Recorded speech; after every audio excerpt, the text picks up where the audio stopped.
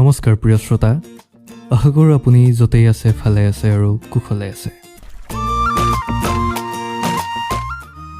আপোনালোকৰ প্ৰিয় অনুষ্ঠান এনভেলপ সজাই পৰাই এয়া মাইক্ৰফোনৰ সন্মুখত মই জীৱনজ্যোতি শৰ্মা।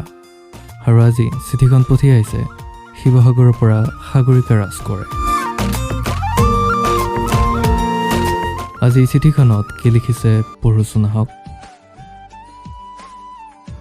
সেই দিনটো আছিল 1 জানুৱাৰী 2022। সেই দিনটোতে মোৰ জীৱনলৈ অকস্মাতে আগমন ঘটিছিল মোৰ বন্ধু, অভিভাৱক তথা পথ প্ৰদৰ্শক স্বৰূপ এজন ব্যক্তি, যিজনৰ ওচৰত আছে সততা, বিশ্বাস আৰু আস্থাৰে ভৰা সেটি সুন্দৰ মন, যাৰ মৰমত মই জীপাল হৈ উঠোঁ, যাৰ হাতত হাত ধৰি আগবাঢ়ি যাব খোজোঁ জীৱনৰ বহু বাট।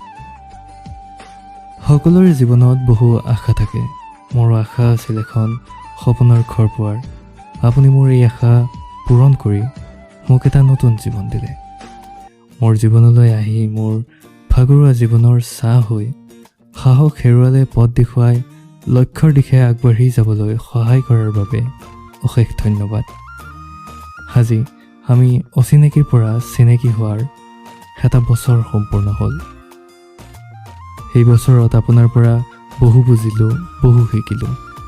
এনেদৰেই জীৱনৰ বাটত সহযাত্ৰী হৈ খোজত খোজ মিলাই আগুৱাই যোৱাৰ প্ৰতিশ্ৰুতিৰে হেপী ফাৰ্ষ্ট লাভ এনিভাৰ্চাৰী মিষ্টাৰ কোঁৱৰ।